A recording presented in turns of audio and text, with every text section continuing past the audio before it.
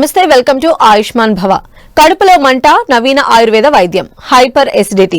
శ్రీ గురు ఆయు care pharma, Shri Guru ఆయు care hospitals, Hyderabad, Visakhapatnam.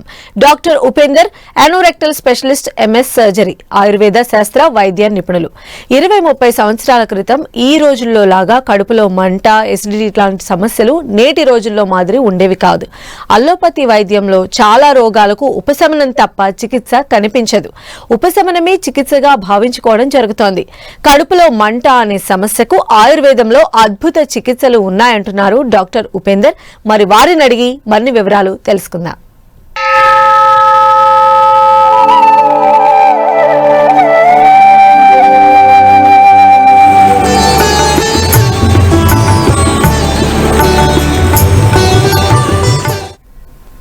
నమస్కారం అండి ఉపేందర్ గారు. నమస్తే ఉపేంద్ర గారు, ఇప్పుడు వచ్చే మన ఈ ఎపిసోడ్లో మనం మాట్లాడుకునేటువంటి ఈ కడుపులో మంట అంటే ఏంటి, దాని గురించి వివరిస్తారా? కడుపులో మంట అనేది ఇప్పుడు మోడర్న్ టెర్మినాలజీలో అయితే హైపర్ యాసిడిటీ అంటాము. అదే ఆయుర్వేదాలో అయితే ఆమ్లపిత్తం అని అంటాము. ఈ హైపర్ యాసిడిటీ అనేది ఎందుకు వస్తుంది అంటే, మనం సాధారణంగా ఏదైనా ఆహార పదార్థాలు తీసుకున్నప్పుడు ఆహార పదార్థాలు అవి అరగడానికి అనేవి చాలా రకాల జీర్ణరసాలు ఉత్పత్తి అవుతాయి. అందులో ఏంటి అంటే కొన్ని రకాలుగా మనకు హైడ్రోక్లోరిక్ యాసిడ్ అనేది రిలీజ్ అవుతూ ఉంటుంది. అది మనం తీసుకున్న ఆహార పదార్థాన్ని బట్టి దాని మోతాదులో అది రిలీజ్ అవుతూ ఉంటుంది. ఎప్పుడైతే దానికి పరిమితికి మించి ఎక్కువగా రిలీజ్ అవుతూ ఉంటుందో ఇది కడుపులో మంటని కలిగించడానికి ప్రయత్నిస్తుంది. అది ఏంటి అంటే తీసుకున్న పూర్తి ఆహారంగా కూడా యాసిడ్గా మారిపోయేసి దాని నుంచి కడుపులో మంట రావడం అనేది జరుగుతుంది. అయితే ఈ వ్యాధిని ఎలా ఐడెంటిఫై చేయాలి? దీని లక్షణాలు ఎలా ఉంటాయండి? ఈ వ్యాధి అనేది ఇది వ్యాధి కింద ఏం తీసుకోమో, ముఖ్యంగా ఏంటి అంటే ఇది మనకు జీర్ణ వ్యవస్థలో ఏర్పడే ఒక అసమతుల్యత. అంటే ఏంటి అంటే చిన్న డిస్టర్బెన్స్.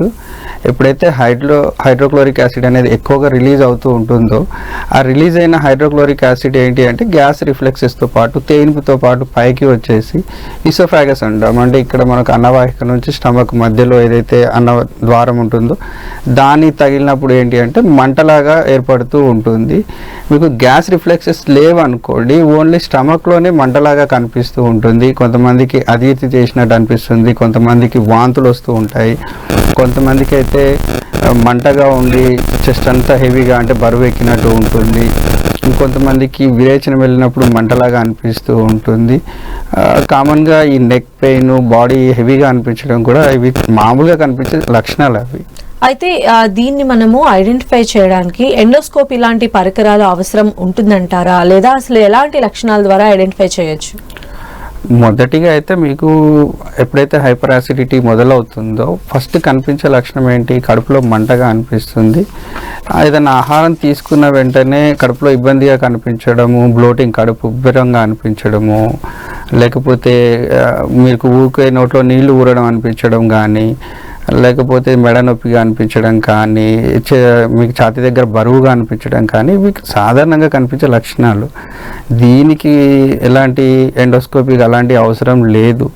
కానీ మాకు ఎప్పుడైతే పేషెంట్ అప్రోచ్ అయినప్పుడు మేము ఫస్ట్ 1 or 2 months ఏదైనా డైజెస్టివ్స్కి సంబంధించి లేకపోతే ఈ యాసిడ్ రిఫ్లెక్సెస్ తగ్గడానికి అని కొన్ని మెడికేషన్ ఇస్తాము. ఇచ్చినా కూడా పేషెంట్లో ఎలాంటి రకమైన మార్పు లేదు. వాళ్ళు ఏది తిన్నా కూడా ఇమీడియట్గా కడుపు మంట కానీ ఉబ్బరంగా కానీ అనిపిస్తుంది, లేకపోతే తేన్పులు విపరీతంగా వస్తున్నాయి, వాంతిలాగా అనిపిస్తుంది సార్, నోట్లో విపరీతంగా నీళ్ళు ఊరుతున్నాయి, ఒక్కొక్కసారి ఏంటంటే నోటి నుంచి వాసన కూడా వస్తుంది. ఇలాంటి లక్షణాలు ఏమైనా చెప్తూ ఉంటే తీవ్రత తగ్గలేదు అన్నప్పుడు మాత్రమే ఏం చేస్తామంటే ఈ ఎండోస్కోపిక్ ఎగ్జామినేషన్ చేపిస్తాము. ఎండోస్కోపీ ఎగ్జామినేషన్ చేసినప్పుడు ఏం తెలుస్తుంది అంటే స్టమక్లో కానీ ఇసోఫాగస్ దగ్గర కానీ ఎక్కడైనా ఇన్ఫ్లమేషన్ ఉందా, లేకపోతే ఆ ఇన్ఫ్లమేషన్ కాక ఏదైనా రప్చర్ లాగా అవుతూ ఉంటుంది. గ్యాస్ట్రిక్ రిఫ్లెక్సెస్ అనేవి ఎక్కువసార్లు తేన్పులు వచ్చినప్పుడు ఏంటి అంటే మనకు ఈసోఫాగస్లో అక్కడక్కడ రప్చర్ అవుతూ ఉంటుంది, థ్రోట్ వరకు కూడా రప్చర్ అవుతూ ఉంటుంది. కొంతమందికి ఏంటి అంటే ఉదయాన్నే లేవంగానే గొంతు పట్టేసినట్టు ఉంది సార్, చాలా వరకు నొప్పిగా అనిపిస్తుంది అంటారు. ఎందుకంటే రిఫ్లెక్సెస్ ఎంత పైకి వస్తే అప్పటి వరకు మనకు అంతవరకు ఇన్ఫ్లమేషన్ డెవలప్ అవుతూ ఉంటుంది, అంతవరకు ఒక్కొక్కసారి రప్చర్ కూడా అవుతూ ఉంటుంది. దానిని ఏమన్నా ఎనాలిసిస్ చేయడానికి వరకు మాత్రమే మనము ఈ ఎండోస్కోపీ ఎగ్జామినేషన్ చేపిస్తాము. చాలా వరకు అయితే దాన్ని అడ్వైస్ చేయము. ఎందుకు అంటే అది కొంచెం పెయిన్ఫుల్గా ఉంటుంది ఎగ్జామినేషన్, మీకు స్వాలో చేయడానికి కానీ ఇబ్బందిగా ఉంటుంది మిషన్ అనేది. దానివల్ల దాన్ని ఏమి మనం ఎంకరేజ్ చేయము. 90% సిమ్టమ్స్ని వాళ్ళు అడిగి వాళ్ళు చెప్తున్న దాన్ని బట్టి ట్రీట్మెంట్ చేయడానికి ప్రయత్నిస్తాం. అయితే ఈ అడ్వాన్స్డ్ టెక్నాలజీని ఉపయోగించుకోవడం వల్ల ఆయుర్వేద వైద్యం ఇంకా సింప్లిఫై అయ్యే ఛాన్సెస్ ఉంటాయి కదా, ఏమంటారు మీ ఒపీనియన్?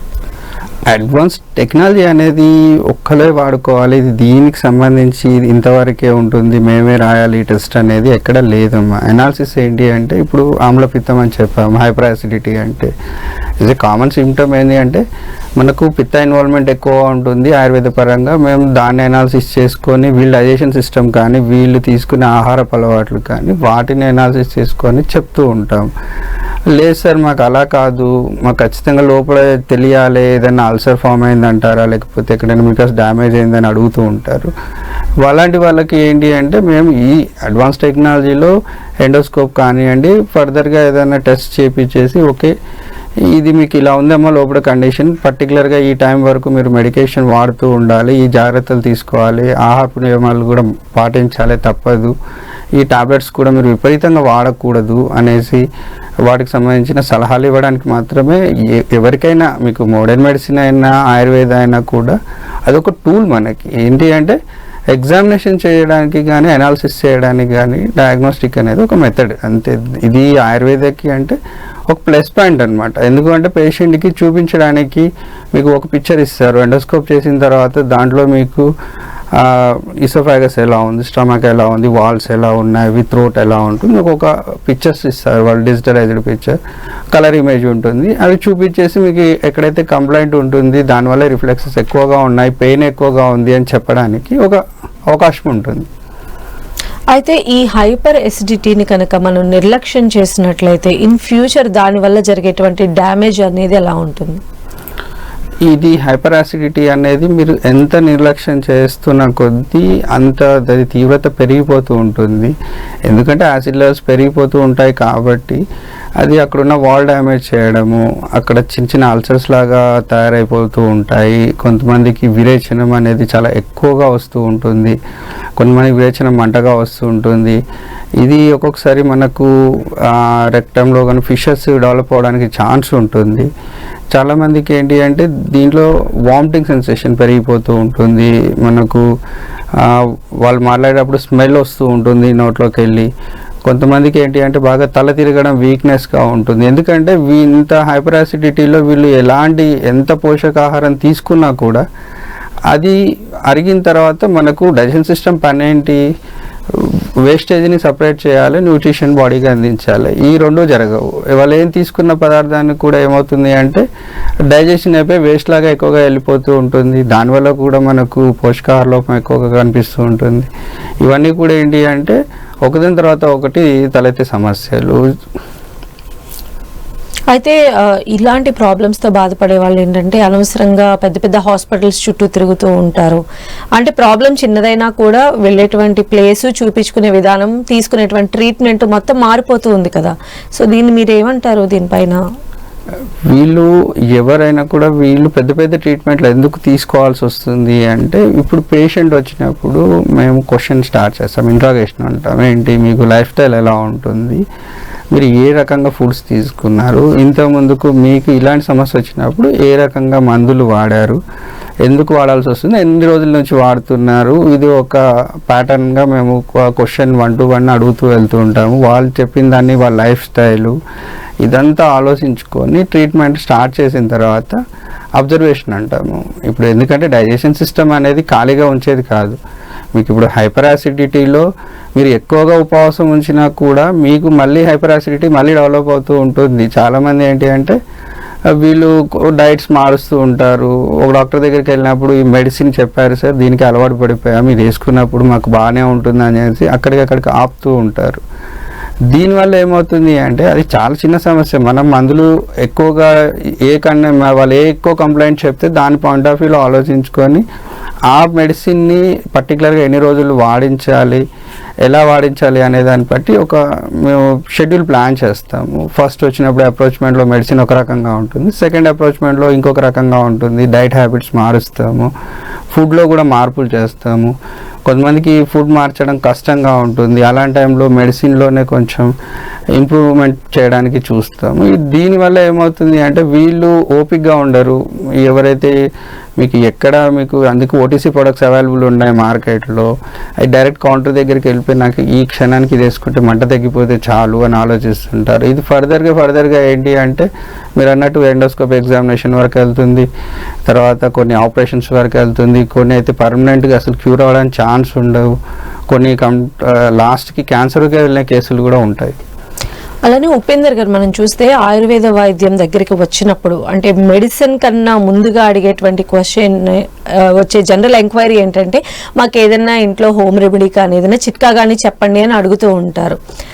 మీరేం చెప్తారు దీనిపైన? ఇక్కడ సమస్య ఇక్కడ మొదలవుతుందమ్మా. నేను ముందు నుంచి చెప్పాను, డైరెక్ట్గా హైపర్ యాసిడిటీ అనేది రాదు. వీళ్ళు ఏంటి అంటే అజీర్తి కానీ ఇండైజెషన్లో చాలా రకాల కంప్లైంట్స్. ఇప్పుడు మీకు అజీర్తి మొదలైన తర్వాత వాళ్ళు ఏం చేస్తూ ఉంటారు, అజీర్తిని తప్పించుకోవడానికి ఉపవాసం ఎక్కువ చేస్తారు. ఎందుకంటే నేను ఉదయం తిన్నది అరగలేదు కాబట్టి నేను నైట్ తిన్నాను, లేకపోతే ఏదైనా కార్బోనేటెడ్ వాటర్ తాగడము, లేకపోతే ఈ సిరప్ తాగితే ఇది ఎక్కువగా నాకు డైజెషన్ అయిపోతుందని ఈ మార్కెట్లో వీళ్ళు ఎక్కడైతే ప్రచారం చేస్తారో అది ఎక్కువగా తీసుకోవడము. అండ్ నెక్స్ట్ డే రోజు వాళ్ళు ఈరోజు తినలేదు కాబట్టి నెక్స్ట్ డే రోజు ఇంకెక్కువ తింటూ ఉంటారు. ఇలాంటి తిని ఏంటి అంటే ఒక డైజెషన్ సిస్టమ్కి మనకు మార్నింగ్, నేను ఇంతకుముందు చెప్పాను, మార్నింగ్ నుంచి ఆఫ్టర్నూన్ వరకు ఒక రకంగా ఉంటుంది, ఆఫ్టర్నూన్ నుంచి ఈవినింగ్ వరకు ఇంకో రకంగా ఉంటుంది. దీన్ని మనం ఫాలో అవుతూ ఉండాలి. వాళ్ళు ఏం చేస్తారు, ఓకే నిన్న ఇండైజెషన్గా ఉంది, నేను నైట్ తినలేదు, ఎర్లీ మార్నింగ్ ఎలాగో ఆకలి ఎక్కువ వేస్తుంది, మళ్ళీ ఎక్కువగా తినేయడం, మళ్ళీ మధ్యాహ్నానికి వచ్చేసరికి అది డైజెస్ట్ అవ్వదు. దానికోసం ఏం చేస్తారు, మళ్ళీ నైట్కి వెళ్ళిన తర్వాత ఏదైనా కూల్ డ్రింక్స్ తాగడము, లేకపోతే మీకు చాలా వరకు గ్యాస్ రిలీఫ్ కోసం అని పౌడర్స్ అవి దొరుకుతుంటాయి, అవి తాగడము, ఇవన్నీ చేసుకుంటూ వెళ్ళి దాన్ని ఏం చేస్తారు అంటే ఈ చిట్కాల వల్ల ఏంటి అంటే మీకు జబ్బు పెరుగుతుందే తప్పితే తగ్గేది తక్కువగా ఉంటుంది. ఇక్కడ ముఖ్యంగా కారణం చిట్కా ఎప్పుడు చెప్తాము, మీరు అక్యూట్ కండిషన్లో అంటే ఇప్పుడు ఈ రోజు అనిపించింది సార్, నాకు ఎప్పుడూ లేదు, ఫస్ట్ టైం అనిపించింది అంటే ఏదైనా చిన్న సలహా ఇచ్చేసి ఇది వాడి చూడండి, తగ్గకపోతే మళ్ళీ నేను అప్రోచ్ అవ్వండి, దీనికి సంబంధించి ఏదైనా మెడికేషన్ అవసరం ఉందా, లేకపోతే దీని ఏదైనా ఎగ్జామినేషన్ చేసి చెప్పడానికి అవకాశం ఉంటుంది. వీళ్ళు ఈ హోమ్ రెమెడీస్లో ఏంటి అంటే ఈ మధ్య చాలామంది హోమ్ రెమెడీస్ మాకే వచ్చి చెప్తుంటారు, సార్ మేము వామ్ వాటర్ తాగాము, లేకపోతే మజ్జిగ తాగాము, లేకపోతే ఇలాంటి వాటర్స్ మాకు ఒక పౌడర్ దొరికింది, అది తాగితే చల్లగా అనిపించింది, తర్వాత నెక్స్ట్ డే రోజు ఇంకా ఎక్కువ అయింది మంట అని చెప్తూ ఉంటారు. ఇక్కడ ఏంటి అంటే విరేచనానికి ఇస్తామమ్మా మేము ఒకటి, దీంట్లో చాలా రకాలు ఉంటాయి, సుఖ విరేచనం ఉంటుంది, మృదు విరేచనం ఉంటుంది, తీక్ష విరేచనం ఉంటుంది. ఇన్ని రకాల విరేచనాలకి మెడికేషన్ కూడా డిఫరెంట్గా ఉంటుంది. వీళ్ళు హైపర్ యాసిడిటీ అని అప్రోచ్ అవ్వగానే దాన్ని ఎవరు కన్ఫామ్గా ఫస్ట్ హైపర్ యాసిడిటీ అని చెప్పేసి దానికి మెడికేషన్ 10-15 రాయడం అనేది జరగదు. ఇక్కడ డైజెషన్ అవుతుందా లేదా, ఒకవేళ మీరు పర్టికులర్గా ఏదైనా పదార్థం తింటేనే మీకు ఇట్లాగా హైపర్ యాసిడిటీ, ఇలా కొంతమందికి మాంసం తిన్నప్పుడు వస్తుంది సార్ అంటారు, కొంతమందికి మసాలా వస్తువులు తిన్నప్పుడు వస్తుంది అంటారు, కొంతమంది పుల్లటి అంటే ఇప్పుడు మనకు ఫర్మెంటేషన్ జరిగిన ప్రొడక్ట్స్ ఉంటాయి అవి తింటే వస్తుంది అంటారు, కొంతమంది రీహీట్ ఫుడ్స్ ఫాస్ట్ ఫుడ్స్ ఏమైనా తిన్నప్పుడు వస్తుంది అంటారు, కొంతమందికి మిల్క్ ప్రొడక్ట్స్ల వల్ల హైపర్ యాసిడిటీ వస్తుంది అంటారు. ఇవన్నీ చూసేసి దాంట్లో మనము మెడిసిన్ వల్ల చేయగలుగుతామా, లేకపోతే వాళ్ళు ఏదైతే ఫుడ్ తీసుకుంటే వస్తుంది అంటారు దాన్ని అవాయిడ్ చేయమని చెప్తామా, లేకపోతే డైజెషన్ ఇష్యూ ఉందని చెప్తామా, ఇవన్నీ చూసేసి దాని పరంగా ట్రీట్మెంట్ చేయాల్సి ఉంటుంది. ట్రీట్మెంట్ అయిపోయిన తర్వాత మేమే చెప్తాం చిట్కా. ఎప్పుడైనా మీకు ఇబ్బందిగా అనిపిస్తే ఈ చిన్నగా సులువుగా ఉండే విధంగా ఒక చిన్న చిట్కా అండి, మీరు పిప్పళ్ళు వాటర్లో కలుపుకొని తాగండో, తేనెతో తీసుకోండో, లేకపోతే శుంఠి వాడండో, ఇలాంటి కొన్ని లక్షణాలు చెప్పడానికి అవకాశం ఉంటుంది. వీళ్ళు చిట్కా నుంచే మొదలు పెడితే ట్రీట్మెంట్ ఎప్పుడు అవ్వాలి, ట్రీట్మెంట్ ఆగిపోతుంది. దానివల్ల ఏంటి అంటే అది అక్యూట్ నుంచి క్రానిక్ అవుతుంది, క్రానిక్ అయిన తర్వాత దానికి టైం పడుతుంది, 3 months 4 months 6 months అని టైం పడుతుంది.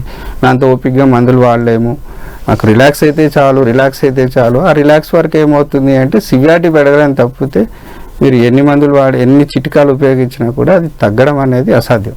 అలానే ఉపేంద్ర గారు, సోషల్ మీడియా ప్లాట్ఫామ్ వేదికగా మనం చూస్తూ ఉంటాం, ఇలాంటి చాలా చాలా టిప్స్ వస్తూ ఉంటాయి, వాటిని పాటించే వాళ్ళు కూడా లక్షల్లో ఉన్నారు.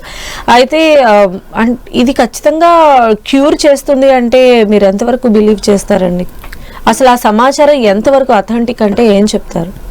ఇక్కడ జరిగే తప్పేంటి అంటే, చాలామంది మేము హోమ్ రెమెడీస్ అండి పుస్తకాల్లో చదివాము, చాలా సంవత్సరాల నుంచి వాడుతున్నారంట, ఇది దీనికి ఖచ్చితంగా ఇదే రిజల్ట్ అని మాకు వచ్చి చెప్తుంటారు. మీకు ఇప్పుడు చాలామంది చెప్తారు, ఎర్లీ మార్నింగ్ మేము వేనీళ్ళలో నిమ్మకాయ పిండుకొని తాగుతామండి, వేనీలో హనీ వేసుకొని తాగుతాము, లేకపోతే నేను ఉదయాన్నే లేవంగానే పలాంది తాగుతాను, మేము సబ్జా గింజలు వాడుతున్నాము, లేకపోతే డికాషన్స్ వాడుతున్నాము, ఇవన్నీ డిఫరెంట్గా చెప్తారు. మీరు ఒకసారి ఏంటి అంటే, మనకు సౌత్ ఇండియన్ ఫుడ్ స్టైల్ ఒక రకంగా ఉంటుంది, మనం వాడే హోమ్ రెమెడీస్ ఒక రకంగా ఉంటాయి, నార్త్ ఇండియన్స్ ఫుడ్ స్టైల్ ఒక రకంగా ఉంటుంది, ప్రిపరేషన్స్ కానీ. ఇప్పుడు నార్త్ ఈస్ట్ కార్నర్కి వెళ్తే మన ఇద్దరికంటే డిఫరెంట్గా వాళ్ళ దగ్గర నార్త్ ఈస్ట్ కార్నర్లో ఫుడ్ ప్రిపరేషన్ అనేది డిఫరెంట్గా ఉంటుంది, వాళ్ళ హోమ్ రెమెడీస్ డిఫరెంట్గా ఉంటాయి.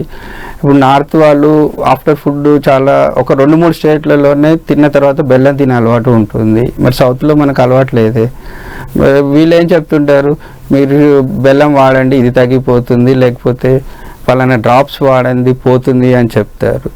మీకు ఇక్కడ ఎనాలిసిస్ ఏంటి, పేషెంట్ని మేము ఎందుకు ఎనాలిసిస్ చేయడానికి టైం తీసుకుంటాము అంటే, వాళ్ళు ఉన్న వాతావరణం ఏంటి, వాళ్ళు తీసుకునే ఫుడ్ ఎలాంటిది, దాంట్లోకి వెళ్ళి ఏం ప్రాబ్లం వస్తుంది, ఎలాంటిగా మనకు యాసిడ్ డెవలప్ అవుతుంది, అది ఎంతసేపు ఉంటుంది అనేది కూడా ముఖ్యమే.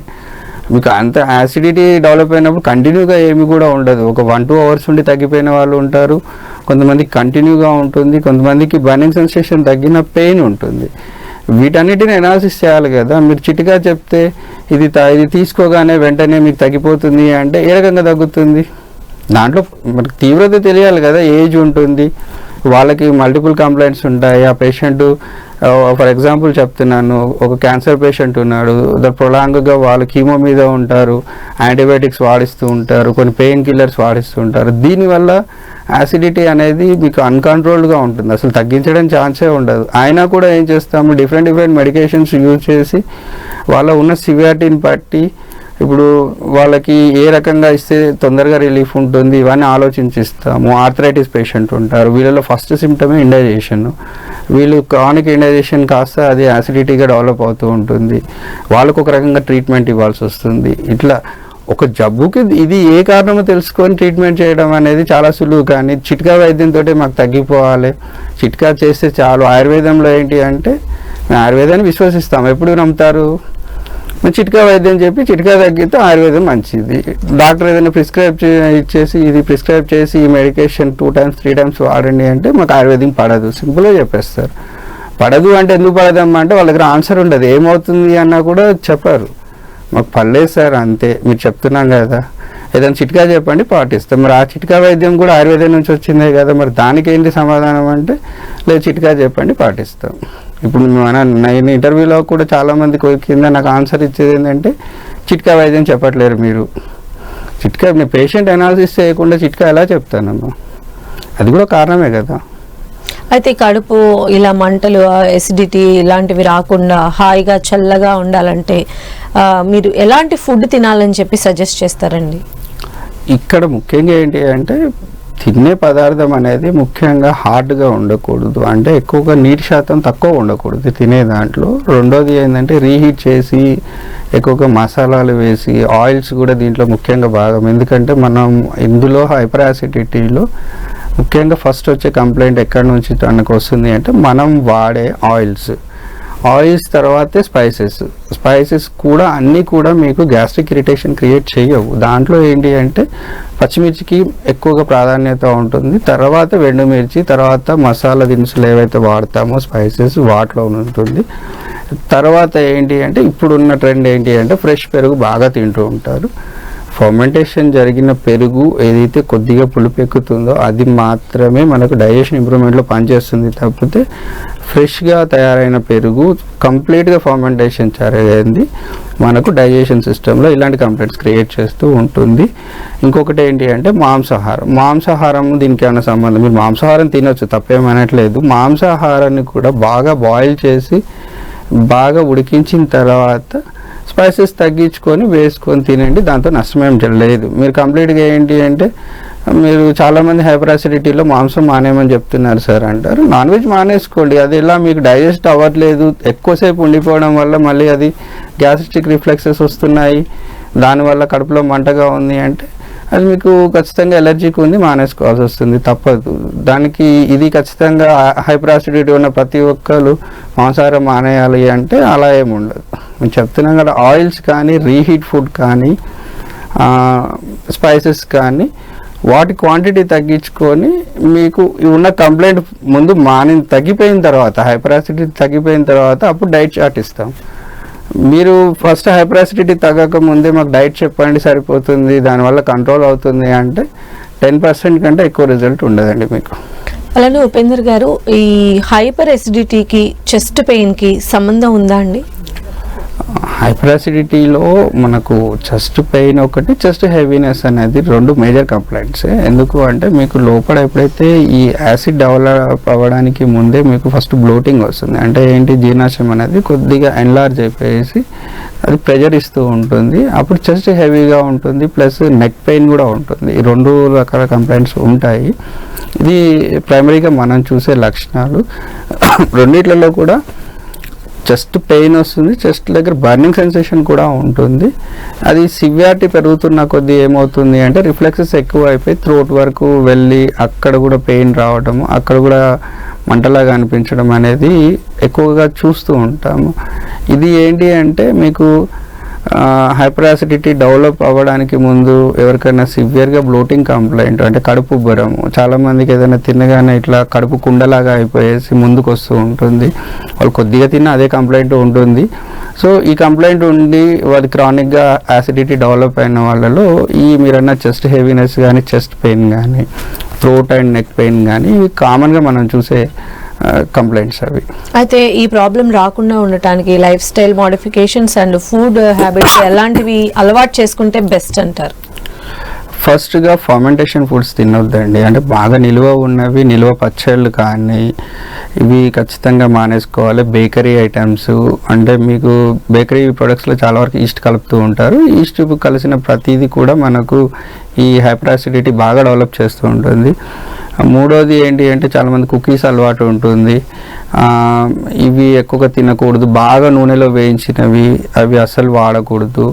నూనెని మళ్ళీ మళ్ళీ వాడుతూ ఉంటారు, అది కూడా తగ్గించుకుంటే మంచిది. ఎందుకు అంటే ఇవన్నీ మనకు డైజెషన్లో డిలేగా డైజెషన్ అయ్యే పదార్థాలన్నీ ఇవే ఎక్కువగా ఉంటాయి.